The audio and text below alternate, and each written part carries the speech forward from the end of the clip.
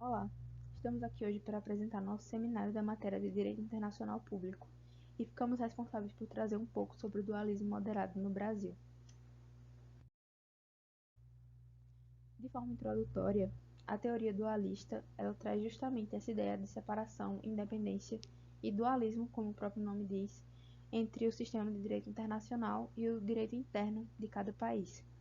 Essa teoria ela defendia justamente que esses sistemas deveriam ser independentes, sistemas que não se contatariam entre si, círculos que não se interseccionariam. No entanto, devido à teoria da incorporação, essa rede teórica se dividiu em duas subdivisões, que seriam justamente o dualismo moderado e o dualismo radical.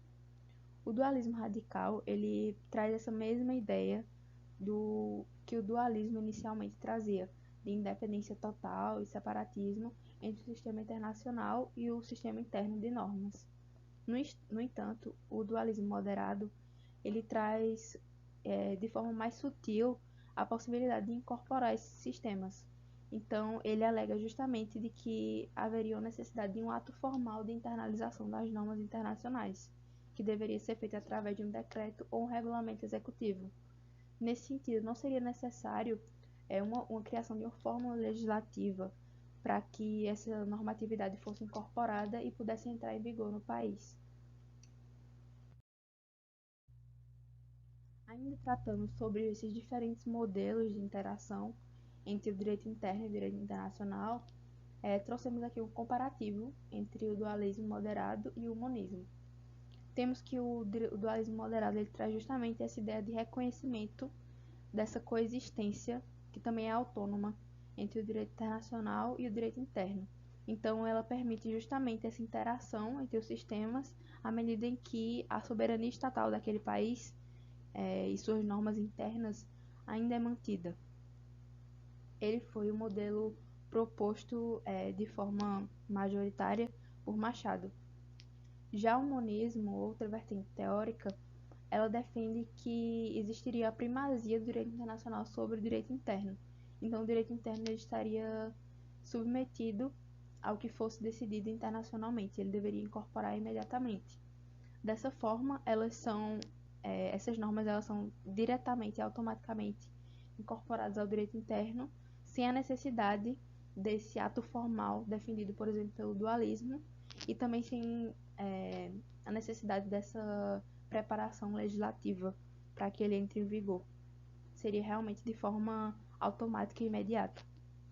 Essa teoria ela foi desenvolvida e defendida majoritariamente por Kelsen. Olá, professor Emerson, me chamo Pedro Souza Bezerra, sou aluno do 9º período diurno.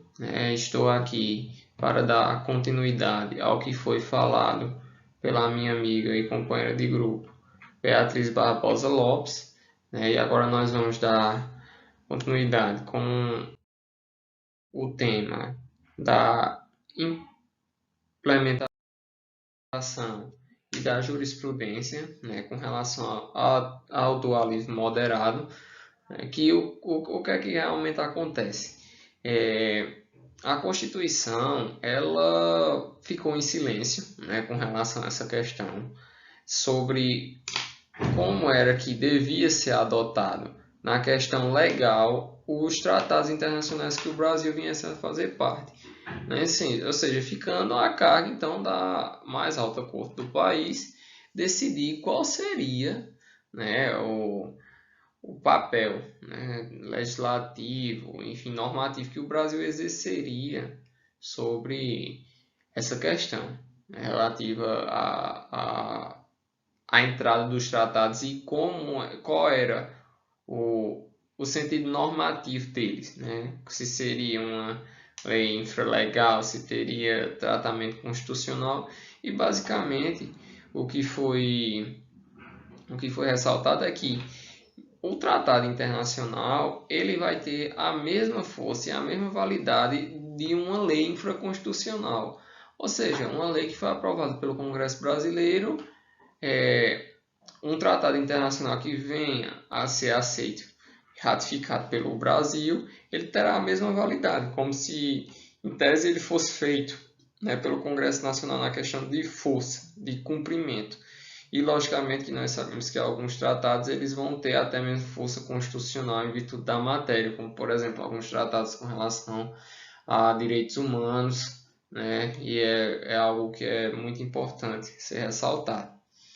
E um marco normativo que eu até fiz questão de trazer foi a Convenção de Viena de 69, né, mostrando que quando um país, que foi a Convenção dos Tratados, né, quando um país ele vai aderir a um tratado, o tratado não é ali só de fantasia, de brincadeirinha, muito pelo contrário, ele realmente tem que ser exercido da maneira correta, né, tem que ser obedecido. Foi basicamente a questão do Pacta Sunt Servanda, né? O que está acordado ali tem que ser cumprido. Né? Se o Brasil adere, por exemplo, a um tratado sobre direitos humanos, apesar da forte resistência que nossa população ainda tem em achar que, por exemplo, direitos humanos é coisa de bandido, o país, a União, os estados, municípios, enfim, todos os entes federados, conjuntamente com a população, eles devem obedecer, né, e garantir ao máximo realmente assim a eficácia, né, desses tratados.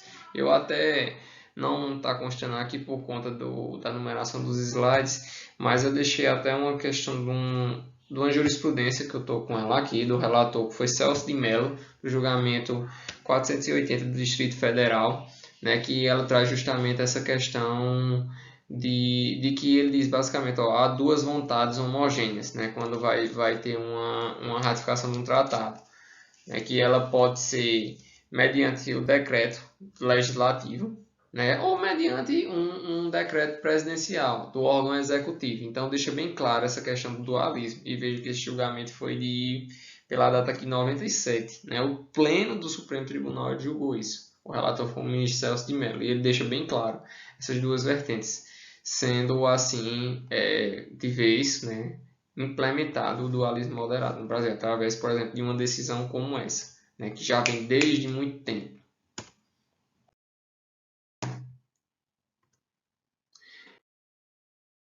Com relação ao enfrentamento de algumas questões aqui, né, no Brasil,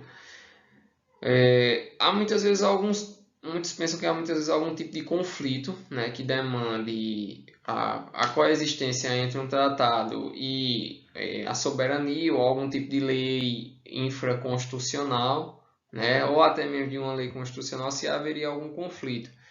Porém, é um desafio a ser enfrentado, né, até por muitas questões ideológicas que o Brasil tem, de governos que muitas vezes não respeitam os tratados, como nós podemos ver o governo de Jair Bolsonaro, né, que em nada respeitou direitos humanos, ou muitas vezes desdenhou, né, de tantas questões que são seríssimas, e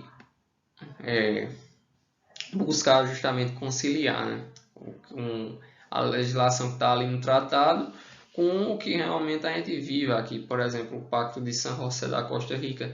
Se aquele pacto realmente fosse respeitado, né, nós teríamos hoje um sistema, por exemplo, penal, um sistema totalmente diferente, né, um sistema que realmente fosse eficaz. Eu estou trazendo isso como exemplo porque realmente hoje há no Brasil uma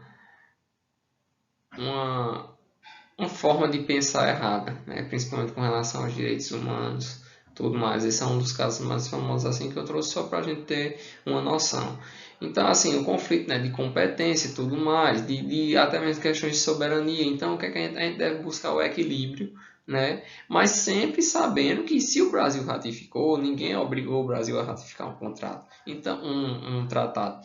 Se ele ratificou, é porque ele quer cumprir aquilo ali. Ele entende que aquilo é necessário. Então, se ele ratificou, é cumprir igual se fosse uma norma aqui. Basicamente, essa questão que eu queria trazer, né, e dizer que cada vez mais há que se ter um consenso e uma construção voltada para essas questões. Muito obrigado.